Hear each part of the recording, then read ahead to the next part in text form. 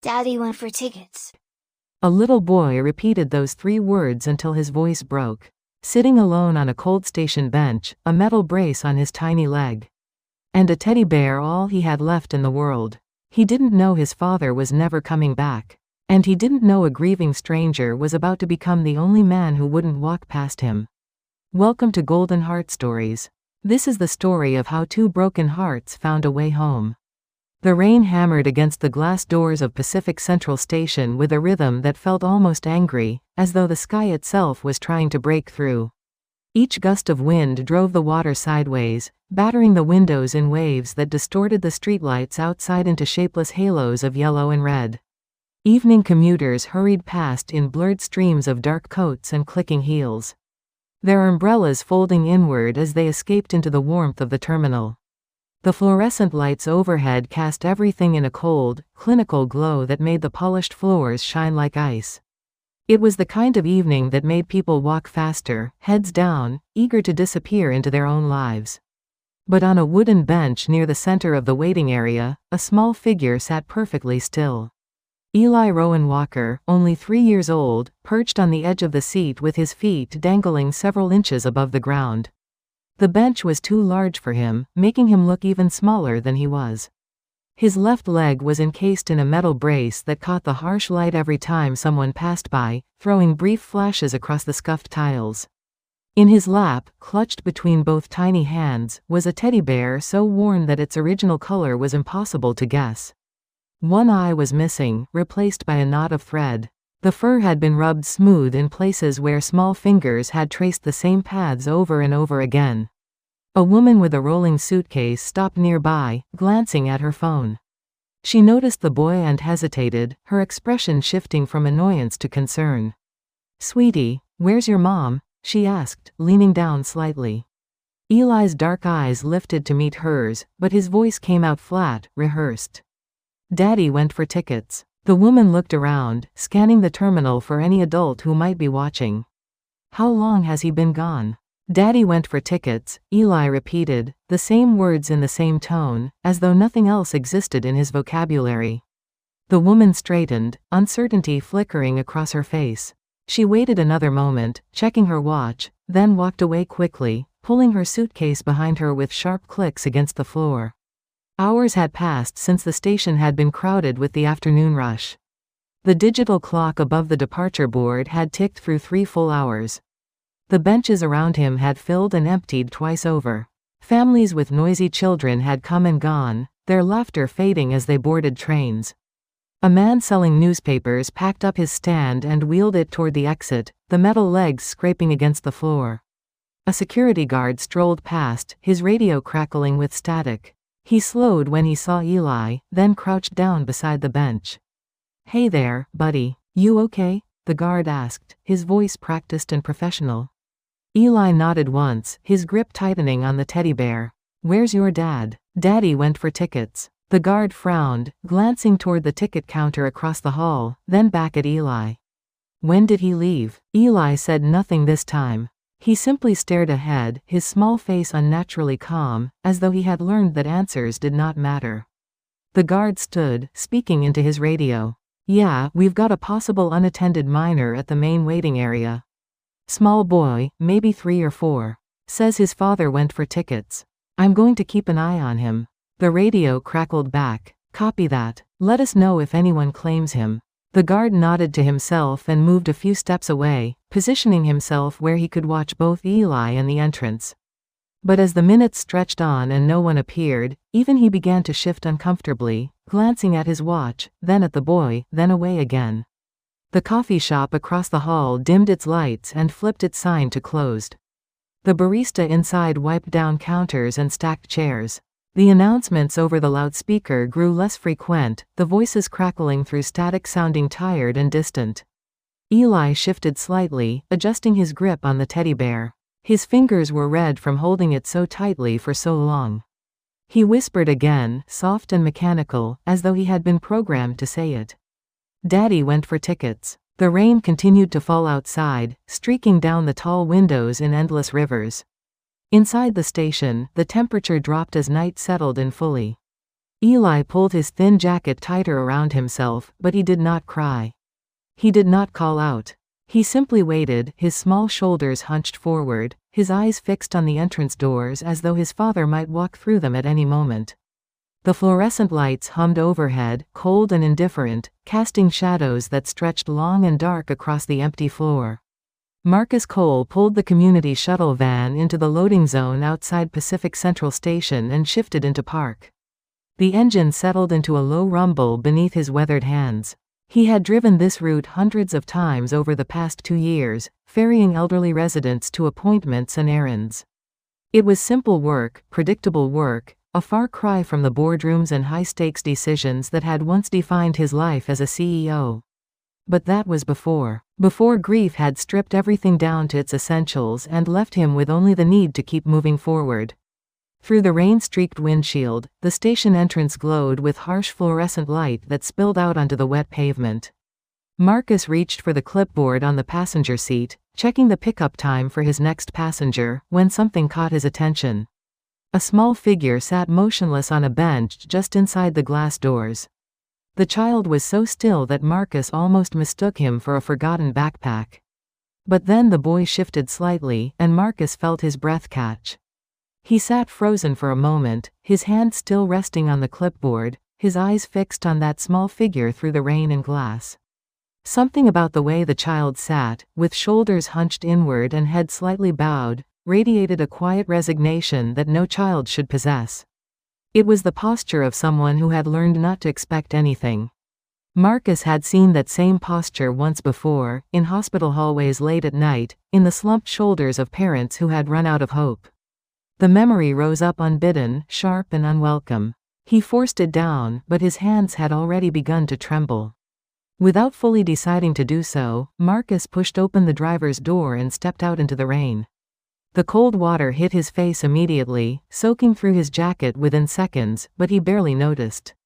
His feet carried him across the pavement and through the station entrance, where the sudden warmth felt almost disorienting.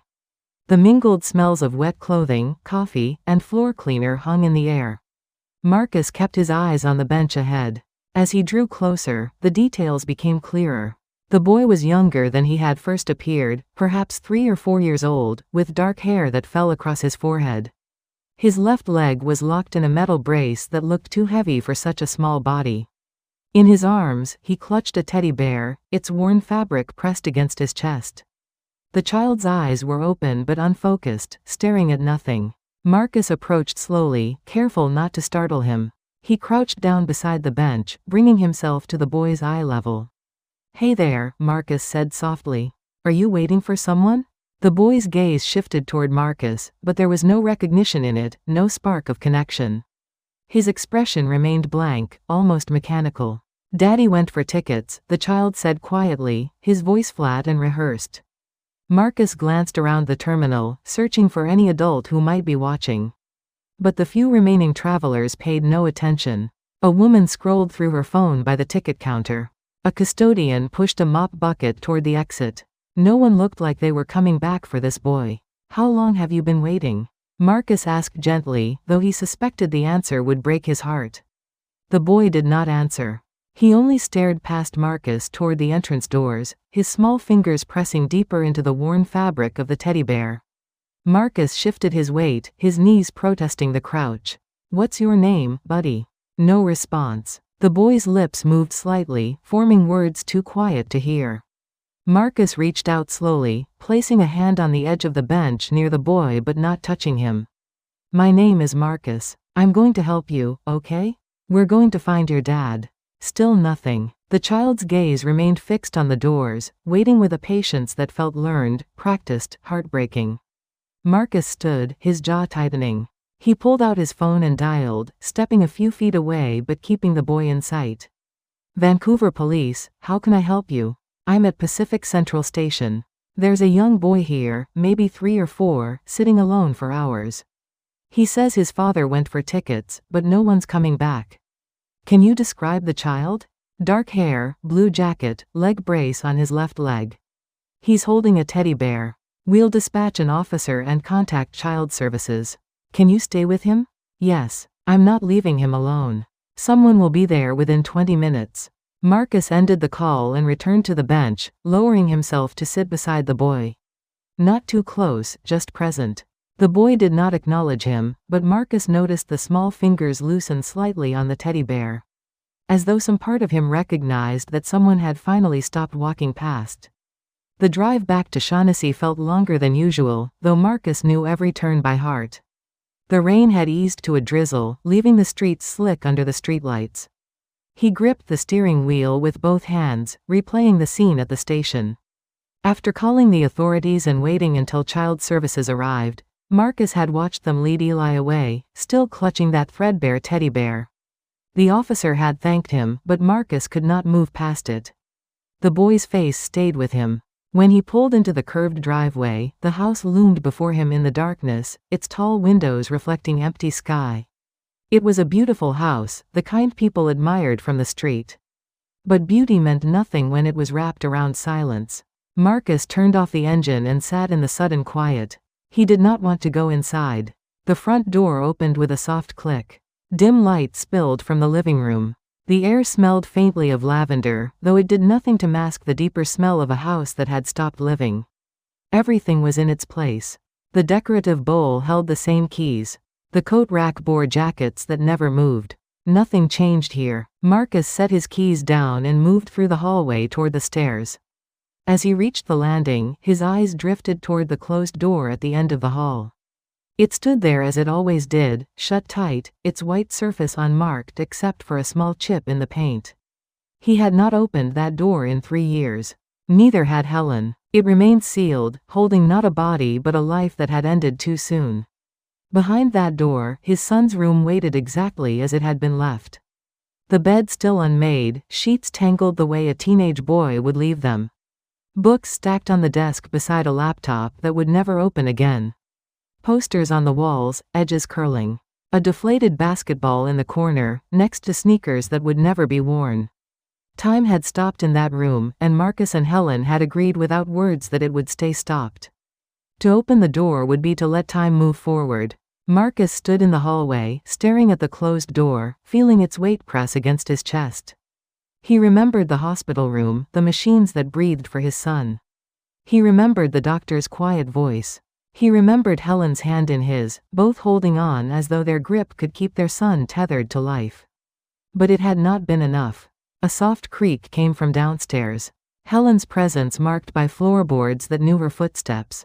Marcus turned away and descended slowly. Helen stood in the kitchen, her back to him, filling the kettle. She wore the same cardigan she had worn for days, sleeves pushed up to her elbows. She did not turn when he entered. "There was a boy at the station tonight," Marcus said quietly. "Just sitting there alone. 3 years old, maybe 4. Had a leg brace. No one came for him."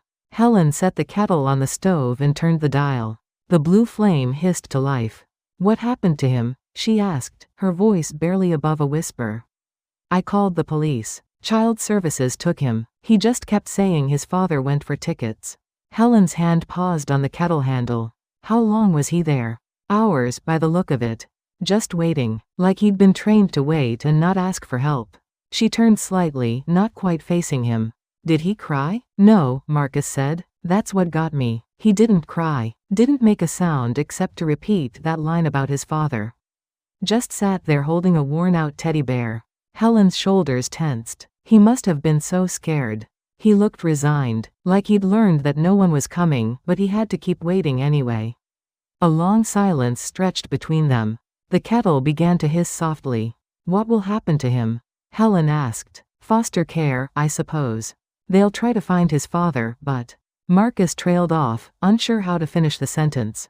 "But you don't think they will?" "No, I don't." Helen nodded once, that small movement that could have meant anything or nothing. She walked past him toward the living room, her footsteps soft and final, leaving Marcus standing alone in the kitchen. The kettle began to whistle, a high piercing sound that filled the silence she had left behind. Marcus turned off the flame and stood there in the quiet, thinking about a boy who waited without hope and a closed door he could never open. Cedar Grove Children's Home sat on the outskirts of Vancouver, a low brick building surrounded by chain link fencing that tried to look welcoming but failed.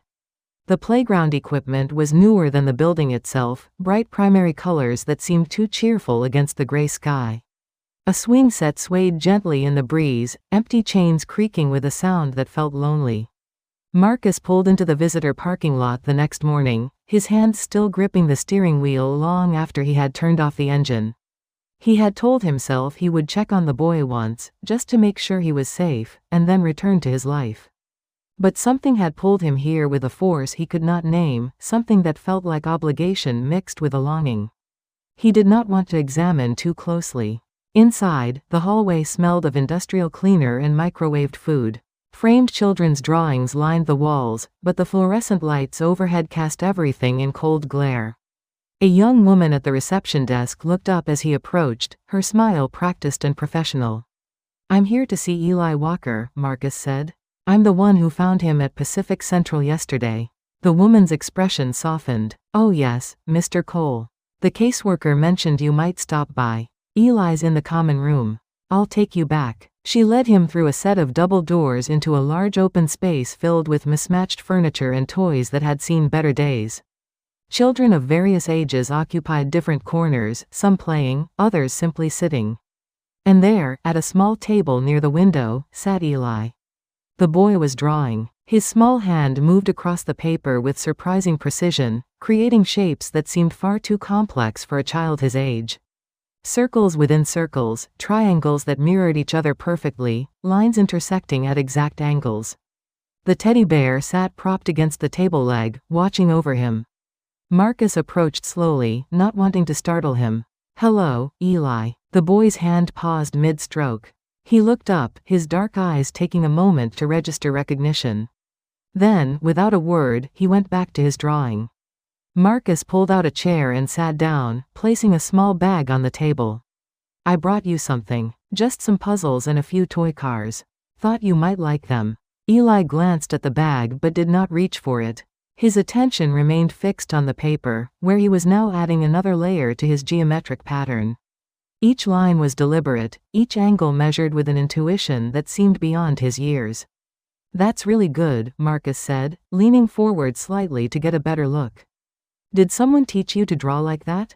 No response. The boy's hand continued its methodical work, creating order out of blank space. Marcus watched him in silence for a long moment. There was something haunting about the way Eli moved, the way he existed in his own contained world. This was a child who had learned to disappear into himself, to find safety in patterns and repetition. Because the world outside was too unpredictable, too painful. The precision of his movements, the way he held the crayon with such careful control, spoke of a mind trying desperately to impose order on chaos. Marcus recognized that impulse. He had spent 3 years doing the same thing.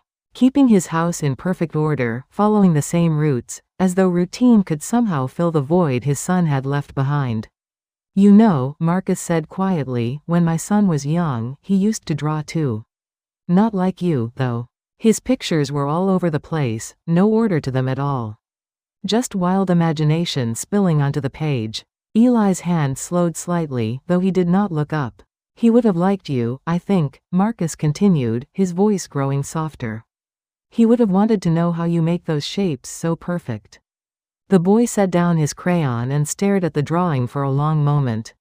Then, slowly, he pushed the paper across the table toward Marcus. It was the first gesture he had made, the first acknowledgement that another person existed in his world. Marcus picked up the paper carefully, as though it were something precious. "Thank you, Eli. This is beautiful." For the briefest moment, something flickered in the boy's eyes. Not quite trust, not quite hope, but a crack in the wall he had built around himself. It was enough. Marcus felt something shift inside his chest, a weight he had carried for years beginning to loosen just slightly. "Can I come visit you again?" Marcus asked. Eli reached down and picked up his teddy bear, holding it against his chest. Then, almost imperceptibly, he nodded. Just once. But it was enough. The memory came to Marcus uninvited as he drove home from Cedar Grove, flooding through him with the force of a dam breaking. He had managed to keep it buried for 3 years, but seeing Eli had cracked something open. Now it poured out, relentless and vivid, pulling him back to that winter when the world had narrowed to a single hospital room. His son had been 16 when the illness first appeared. A cough that would not go away, then fatigue that sleep could not cure, then weight loss that made his clothes hang loose. The doctors had used words like aggressive and complications, their voices careful, as though gentleness could soften the blow. But Marcus had heard only the silence between those words. The hospital room had become their entire universe. White walls that reflected harsh fluorescent light. A window overlooking a parking lot where life continued without them. Machines beeped and hummed, marking time in a rhythm that felt both eternal and terrifyingly finite. He remembered sitting in the chair beside the bed, holding his son's hand. The boy's fingers had grown thin, bones visible beneath translucent skin. One afternoon, his son had opened his eyes, his voice hoarse and weak. "Dad, am I going to die?" The question had hit Marcus like a physical blow. He had searched desperately for words that would be both honest and comforting. "The doctors are doing everything they can." "That's not what I asked." Marcus had looked into his son's eyes and seen a clarity that medication could not diminish. "I don't know," he had finally admitted, his voice breaking. "I don't know, and that terrifies me." His son had squeezed his hand weakly. "It's okay, Dad. I'm more scared for you and Mom." Those words had echoed in Marcus's mind for 3 years, haunting him with their selflessness, with the impossible burden of a dying child trying to comfort his parents. Helen had been there too, stationed on the other side of the bed like a sentinel. She brought books that went unread and flowers that wilted. She spoke to their son about his friends, about school, about plans for when he got better. "Michael called again today," she would say, her voice bright and brittle. "He wants to know when you'll be back." Their son would nod, playing along. But when she turned away, Marcus had seen her face crumple, heard her crying in the hospital bathroom late at night. The worst part had been the waiting. The long stretches of nothing, hours that accumulated like snow, quiet and suffocating. He remembered one particular night when the doctor had pulled him and Helen into the hallway. The man's face had been carefully neutral, professionally compassionate. "I need to be honest with you both," the doctor had said, his hands clasped in front of him. "We're running out of options. The treatment isn't working the way we hoped. The infection has spread despite the antibiotics, and his organs are beginning to shut down." "What does that mean?" Helen had asked, though they all knew the answer. "There must be something else you can try. Another treatment, another hospital, something." "I understand how difficult this is," the doctor said gently. "But at this point, more aggressive treatment would only cause him more suffering. It means we need to start thinking about comfort care. About making sure he's not in pain during the time he has left." "How long?" Marcus had asked, his voice coming out as a stranger's whisper, barely able to form the words. "Days, maybe a week at most." "I'm very sorry. I wish I had better news to give you." Helen had made a sound then, something between a gasp and a sob, and Marcus had reached for her hand. They had stood there in that sterile hallway, holding onto each other because there was nothing else left to hold onto. The final night had been quiet. No dramatic crisis, just a gradual fading like a light dimming until it finally went out. Marcus had felt the moment it happened, the exact second when his son's hand went from holding weakly to not holding at all. The machines had confirmed what his heart already knew, their alarms screaming into the silence. Bringing nurses who could do nothing but turn them off one by one until the only sound left was Helen's weeping. Marcus pulled into his driveway and sat motionless in the dark, his hands still gripping the steering wheel. Tears he had not allowed himself to shed for 3 years ran down his face unchecked. But mixed with the grief was something else now, something unexpected. When he thought of Eli sitting at that table, drawing his perfect patterns, waiting for Marcus to come back, he felt a flicker of something that might have been purpose. Or perhaps the faint, terrifying possibility that life might still hold reasons to keep living. Marcus had not intended to search for Eli's father. He had told himself that child services would handle it, that it was not his responsibility. But the question had gnawed at him for days, a splinter lodged too deep to ignore. Through a contact at the police department, he had obtained a name and an address. Calvin Walker, room 14 at the East Side Motor Inn on East Hastings Street. The motel sat wedged between a pawn shop and a boarded-up convenience store, its neon sign flickering in the gray afternoon light. Paint peeled from the exterior walls, exposing rotted wood.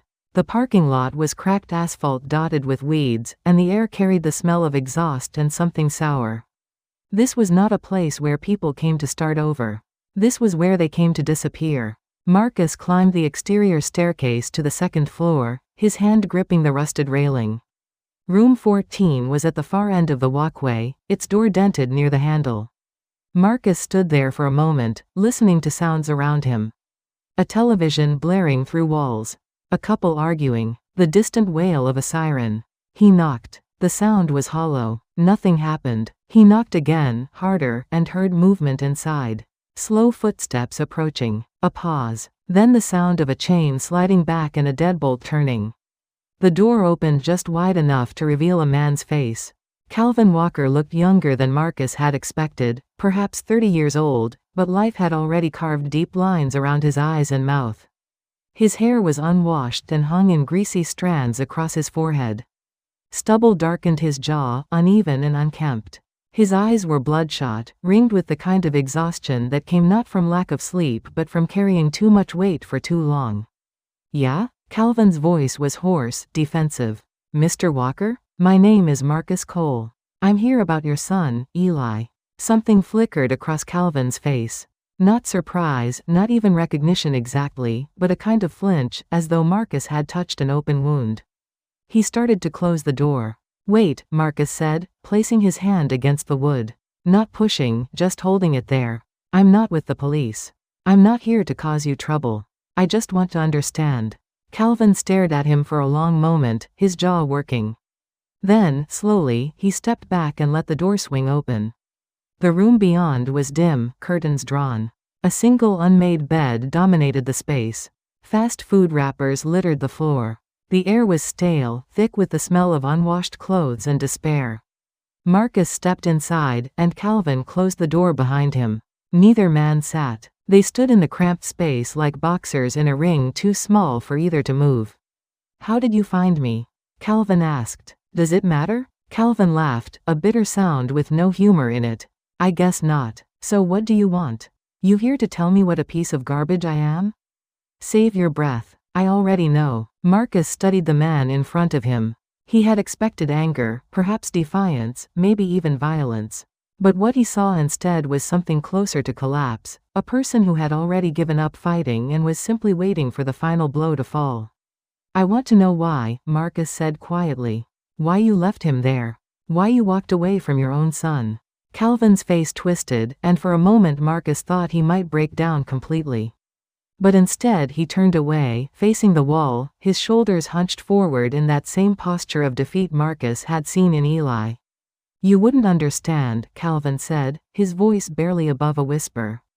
"Try me." The silence stretched between them, heavy and suffocating. Outside, a car alarm began to wail, then cut off abruptly. Calvin stood motionless, and when he finally spoke, his words came out broken and raw. "I couldn't do it anymore. I couldn't look at him without seeing everything I'd lost. Everything I'd failed to protect." "What did you lose?" Marcus asked. "My wife. During childbirth. The doctors made me choose." Calvin's voice cracked. "Her or the baby. I chose wrong. She died anyway, and Eli's leg got damaged from oxygen loss. Every time I looked at him, at that brace, I saw her dying. I saw my failure." "So you left him at a train station." "I thought if I left him somewhere public, someone better would find him. Someone who could give him what I couldn't. Someone who wouldn't see death every time they looked at his face." Marcus felt rage and sorrow twist in his chest. "He's 3 years old. He waited for you for hours, Calvin. He's still waiting. He keeps saying you went for tickets." Calvin's shoulders shook. "I know. God, I know." The silence in the motel room felt suffocating, as though the walls themselves were pressing inward. Calvin remained facing away from Marcus, his shoulders trembling. Outside, the sounds of East Hastings continued their relentless rhythm. Cars honking, voices raised, the clatter of shopping carts on broken pavement. But inside this room, time seemed trapped in the weight of what had brought them both here. Marcus waited, refusing to leave without the truth. He had come too far to walk away with fragments. The boy deserved better. And perhaps Calvin deserved the chance to speak the words he had been carrying alone. Finally, Calvin turned around. His face was wet with tears he had not bothered to wipe away. And his eyes held a haunted quality that Marcus recognized from his own reflection after his son's death. This was the look of someone who had watched their world collapse and found themselves still breathing, unsure whether that counted as survival or punishment. "You want the whole story?" Calvin's voice was rough, stripped of pretense.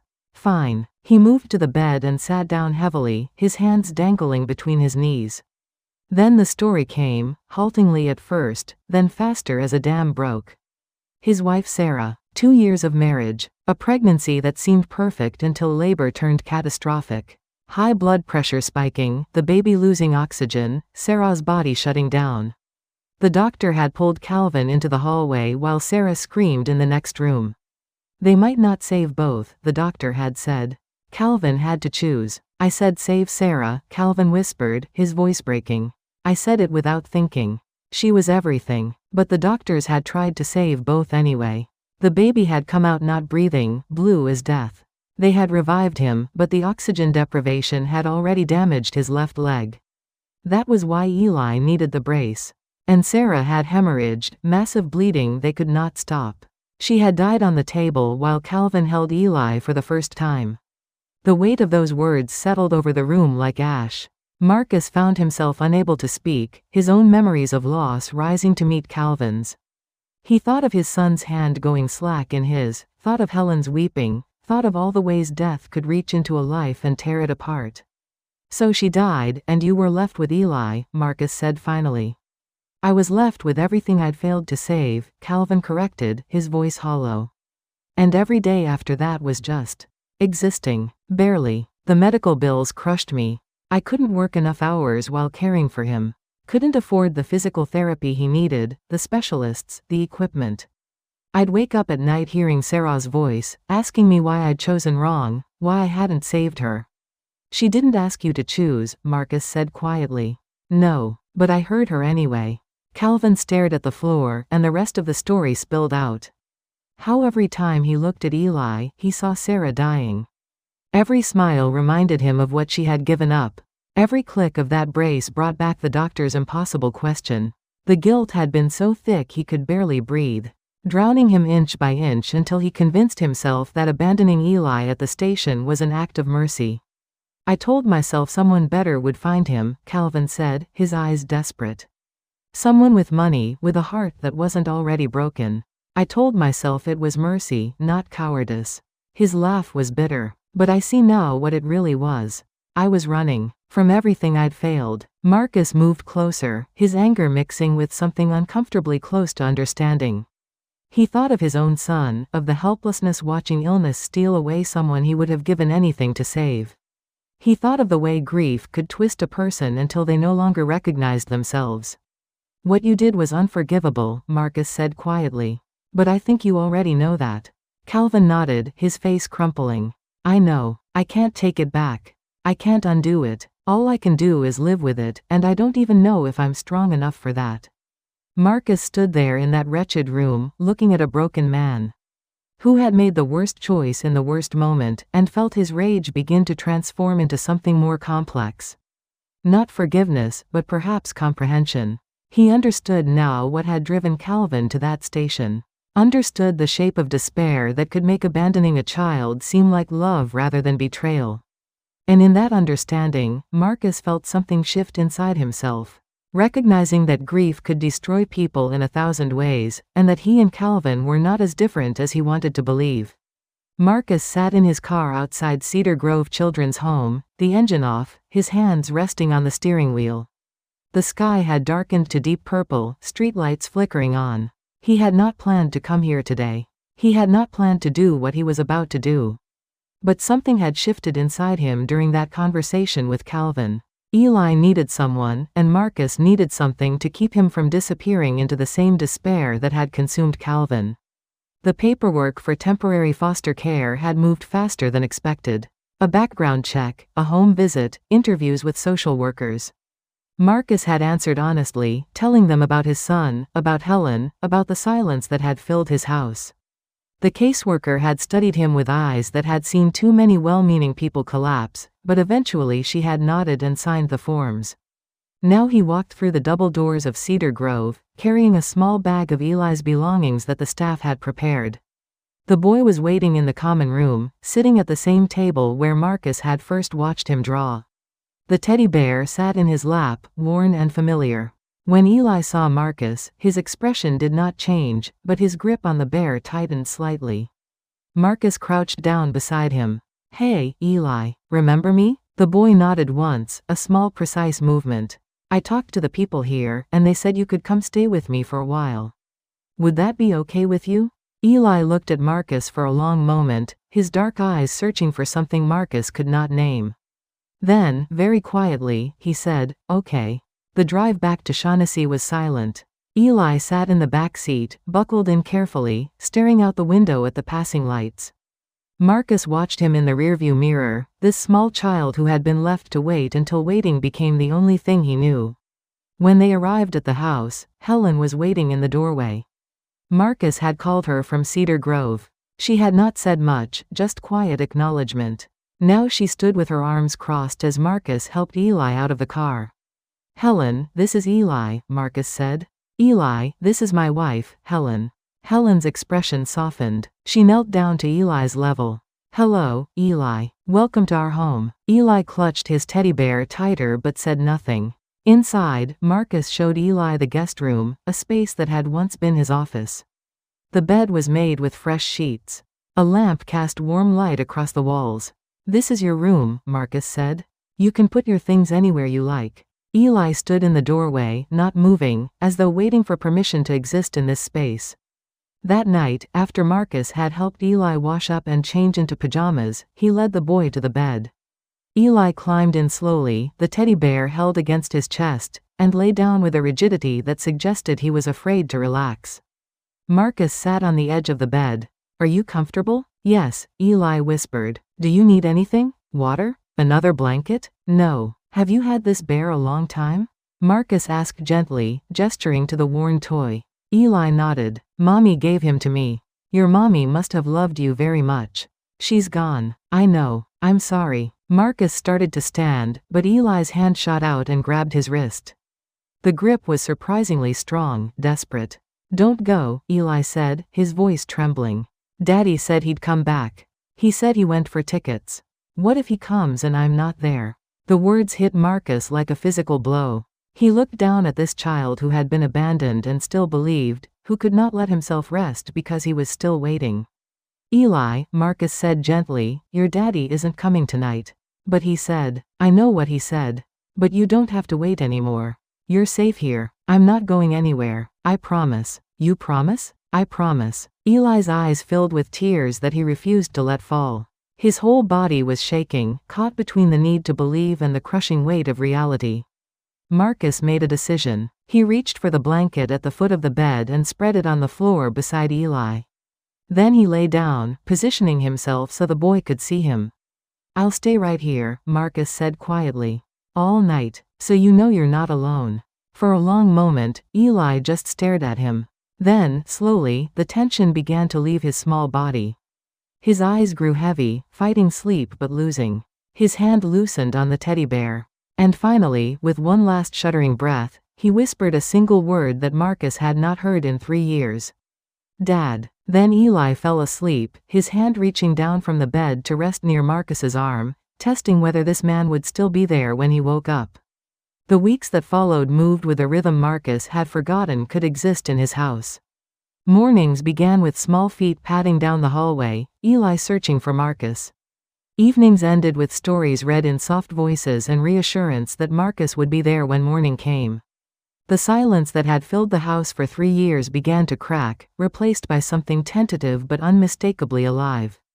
Helen watched from the edges at first, observing with careful distance.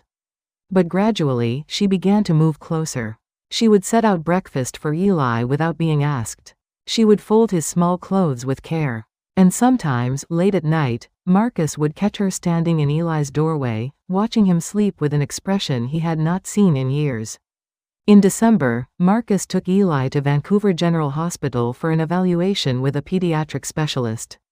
The waiting room was filled with other children, some in wheelchairs, others with braces. Eli sat beside Marcus, his teddy bear in his lap, watching everything with quiet intensity. When their name was called, they were led to an examination room where Dr. Sarah Chen waited. She was a woman in her mid-40s with kind eyes. She knelt down to Eli's level, speaking to him directly. "Hello, Eli. My name is Dr. Chen. Is it okay if I look at your leg today?" Eli nodded slowly. "That's very brave. Can you tell me about your bear?" "His name is Bear," Eli said quietly. "Mommy gave him to me. He looks like a very good bear. Would he like to help me examine your leg?" For the first time, something that might have been a smile flickered across Eli's face. He handed the bear to Dr. Chen, who made a show of consulting with it before beginning her examination. "The nerve damage is significant but not complete," Dr. Chen explained. "With proper physical therapy and adjustments to his brace, he should walk more comfortably. He's also showing remarkable cognitive abilities. Has anyone evaluated him for advanced pattern recognition?" "He draws," Marcus said. "Geometric shapes, very precise. I'd like to arrange cognitive testing. Children who experience trauma sometimes develop extraordinary abilities in specific areas. Eli might benefit from specialized educational support." Marcus felt something expand in his chest, a feeling he recognized as pride. This boy who had been abandoned was showing the world he was stronger than his circumstances. As they left the hospital, Eli's hand found Marcus's without prompting. It was a small gesture that represented a continent of trust. They walked to the car through December cold, their breath misting in the air, and Marcus found himself thinking about how much could change in weeks. How a house filled with death could slowly remember how to hold life. That evening, as Christmas approached, Helen surprised them both. She emerged from the storage room carrying boxes Marcus had not seen in 3 years. Christmas decorations. She set them on the living room floor and looked at Marcus, her eyes asking a question she could not voice. "Should we?" she said quietly. Marcus looked at Eli, who was staring at the boxes with wide eyes. "Would you like to help us decorate for Christmas, Eli?" The boy nodded, and for the first time since moving in, he set down his teddy bear and reached into one of the boxes. He pulled out a string of lights, tangled and old, and held them up like treasure. As they worked together that evening, stringing lights and hanging ornaments, Marcus caught Helen's eye across the room. She was smiling, really smiling, and he realized it was the first time he had seen that expression since their son died. Christmas Eve arrived with soft snow falling outside. Eli sat at the table drawing while Marcus and Helen prepared dinner. His latest creation was a snowflake, perfectly symmetrical, each branch containing smaller patterns that repeated infinitely inward. Marcus picked up the paper and studied it. "This is beautiful, Eli. How do you make them so perfect?" Eli looked up. "I just see the numbers. They tell me where the lines go." Marcus felt his throat tighten. He knelt beside the boy and pulled him into a gentle hug. Eli stiffened at first, as he always did, but then slowly relaxed, his small arms wrapping around Marcus's neck. "Dad," Eli whispered, and this time the word came easier, more certain. "Yes, buddy, I'm here." Helen stood in the doorway watching them, tears streaming down her face, and Marcus reached out a hand to her. She crossed the room and joined them, the three of them holding each other as snow continued to fall outside. Spring arrived with gentle insistence, cherry blossoms bursting into pink clouds along every street, the air filled with the scent of new growth. Marcus stood outside the Vancouver Family Court building on a Tuesday morning in late April, his hand holding Eli's small one, Helen on the boy's other side. The three of them formed a line, connected by touch and something deeper that had grown over 6 months. The evaluation period had been thorough. Social workers had visited weekly, observing interactions, asking probing questions. Marcus had answered honestly about his grief, his son, the closed door they had finally opened together.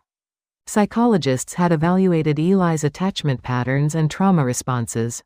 The reports had been cautiously optimistic. The boy showed signs of healing. He was learning to trust. He called them Mom and Dad now, though he still woke sometimes asking if they would be there in the morning. Now they climbed the courthouse steps together, Eli between them, his leg brace clicking softly.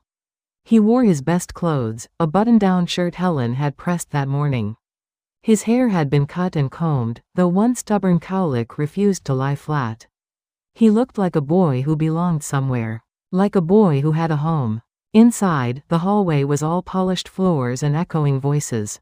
Marcus and Helen guided Eli to a bench outside courtroom 3, where their caseworker, Mr. James Foster, met them with a folder and a reassuring smile. "Judge Reeves is fair," he said quietly. "She'll want to speak with Eli, but only briefly. This is really just a formality at this point. All the evaluations have been positive." Still, Marcus felt his heart hammering as they were called into the courtroom. The space was smaller than expected, with wood paneling and tall windows that let in spring light. Judge Patricia Reeves sat behind the bench, a woman in her 60s with silver hair and eyes that had seen 1,000 stories. She looked down at them as they approached, then smiled gently at Eli. "Hello, young man. Can you tell me your name?" Eli's hand tightened on Marcus's, but he spoke clearly. "Eli Rowan Walker. And do you know why you're here today, Eli?" "They said I might get to stay with Marcus and Helen." "For real? Forever?" The judge's expression softened. "That's right. How do you feel about that?" Eli looked up at Marcus, then at Helen, then back at the judge. "I feel good. They're nice to me. They don't leave." Those last 2 words hung in the air, a child's simple assessment of what mattered most. Marcus felt Helen's hand find his, their fingers intertwining with a grip that spoke of shared pain and shared hope. Judge Reeves reviewed the documents before her, page after page of evaluations and reports. The courtroom was quiet except for the rustle of paper. Finally, she looked up. "Mr. Cole, Mrs. Cole, the court has reviewed all materials submitted. The evaluation period has shown that you have provided Eli with a stable, loving home. His physical and emotional needs are being met. The specialists report significant progress in his emotional development and his attachment to you both." She paused. "Eli, do you understand what adoption means?" "It means they're my real family," Eli said quietly. "Forever." "That's exactly right. Therefore, it is the decision of this court to approve the petition for adoption. Eli Rowan Walker will henceforth be known as Eli Rowan Cole. Congratulations to all of you." The words seemed to echo in the space between them. Marcus felt something break open in his chest, a dam that had been holding back for 6 months, for 3 years. He looked down at Eli, who was staring up at him with wide eyes. "Does that mean I can stay?" Eli whispered. "It means you're ours," Marcus said, his voice thick. "It means you're our son. Forever." Eli threw his arms around Marcus's waist, holding on with fierce desperation. Helen knelt down and wrapped her arms around both of them, the 3 of them holding each other while the judge smiled from her bench. Outside the courthouse, spring sunshine washed over them as they walked down the steps hand in hand in hand. Cherry blossoms drifted through the air like pink snow, settling in Eli's dark hair. Marcus looked at his family, this constellation of broken pieces that had somehow found a way to fit together. And felt something he had not experienced in years. He felt whole. They walked toward the car slowly, in no hurry to leave this moment behind. Eli swung between them, his feet occasionally leaving the ground as they lifted him up, his laughter bright in the spring air. A new family, created not by blood but by choice, stepping together into their shared future. Sometimes a family is born not from blood, but from the courage to open one's heart again.